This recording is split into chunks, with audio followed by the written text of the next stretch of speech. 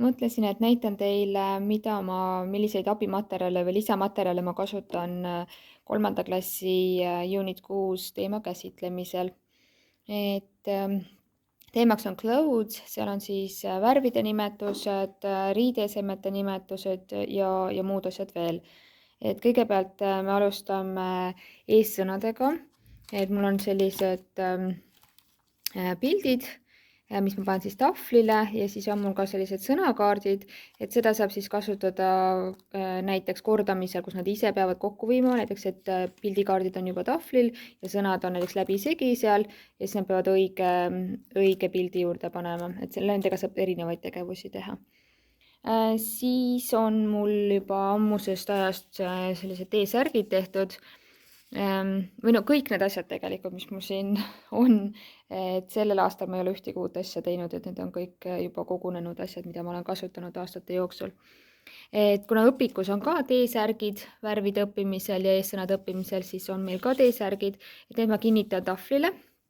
Näiteks panen seal 2 T-särgi kõrvuti, need on nüüd nätsuga kinni, ja moodustan näiteks ja kirjutan tahvlile lause, näiteks the red t-shirt is next to the green t-shirt ja siis pärast näiteks mina muudan T-särkide asukohta, panen erinevaid T-särki erinevatesse kohtadesse ja nemad moodustavad laused või siis nemad ütlevad lause, mina pean panema siis T-särgid õigesse kohta. Ja vahel olen ka nii teinud, et üks õpilane klassi ees, teised ütlevad lause ja siis see tahvli juures olev õpilane peab siis panema T-särgid õigesse kohta. Nii, siis mis mul siin veel on? Teise tunni alguses tuletame värvid meelde. Või värvid me tuletasime juba esimeses tunnis tegelikult meelde. Teise tunni alguses mängime bingo mängu, et sellised pisikesed bingo lipikud on mul.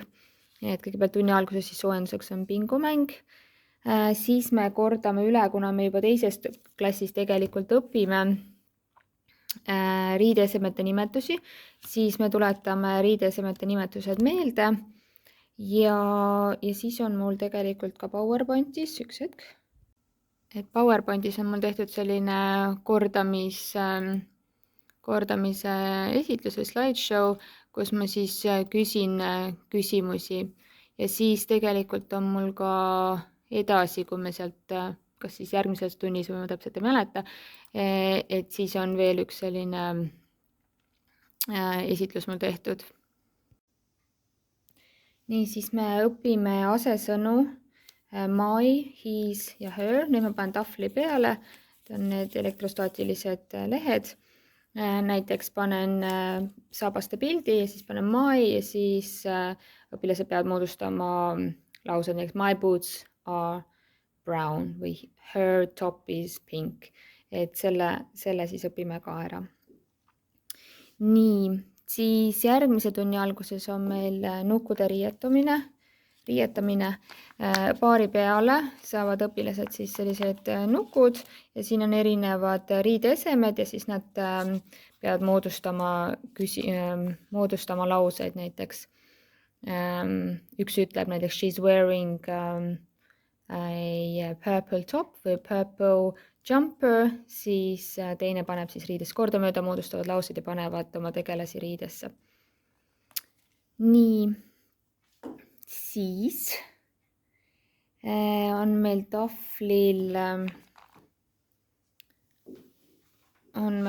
sellised värvipallikesed, need on magnetiga teiselt poolt.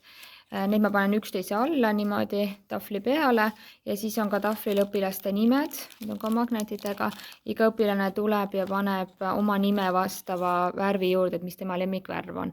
Töövihikus on üks küsitlus, kus nad peavad üksteist küsitlema, siis et what's your favorite color ja siis nad saavad seal üksteist küsitleda.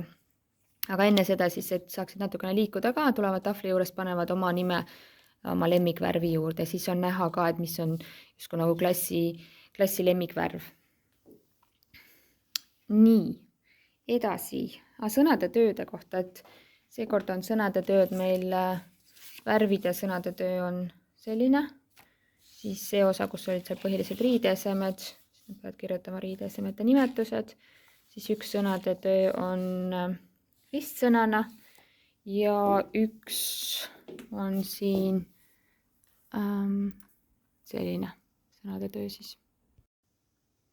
Erinevaid tegevusi siis veel, et näiteks üks soojendusharjutus on mul ette valmistatud, või no mitte, seal ei olegi tegelikult ettevalmistust, et riideesemete peale, et on 2 tiimi näiteks ja mina näitan siis ühte riideeset näiteks ja nemad peavad siis joonistama tahvli peale selle riideeseme, et enda tiimikaaslased peavad siis ära arvama, mis riideese seal tahvli peal on, inglise keeles seda ütlema.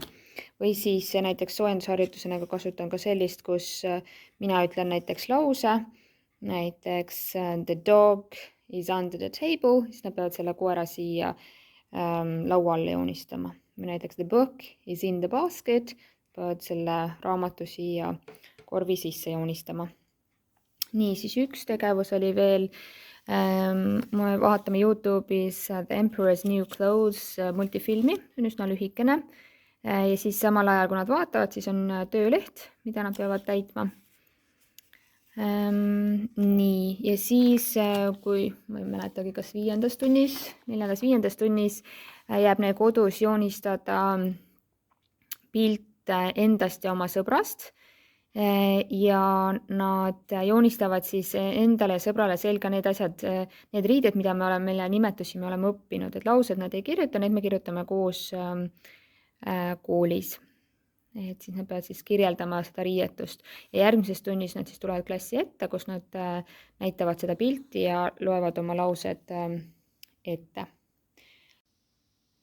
Unustasin näidata ka, et siin on mul ühed pildikaardid veel, et nende taga on ka magnetid, et kui me neid eessõnu õpime, et siis samamoodi, et need on mul siin tahvlil need asjad ja siis algul näiteks on niimoodi, et üks õpilane klassi ees, mina ütlen lause, näiteks the ball is on the table, siis tema paneb palli õigesse kohta ja siis pärast on niimoodi, et mina näiteks või üks õpilane klassi ees ja nemad peavad ütlema siis lause, näiteks the cat is under the table ja siis peab õigesse kohta panema.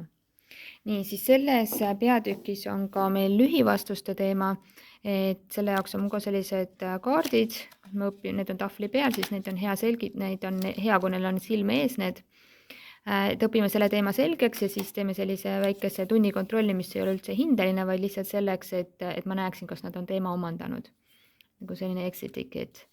Siis nendele õpilastele, kes saavad töö kiiremini valmis, kellel ei ole midagi teha, siis neil on sellised värvimise töölehed lisaks. Ja lõpuks me siis kordame kontrolltööks, selleks on mul selline kordamisleht, aga mul on ka internetis on palju interaktiivseid kordamisharjutusi, mida nad saavad ise kodus teha. Ja siis lõpuks kõik see lõpeb siis juunikuus kontrolltööga.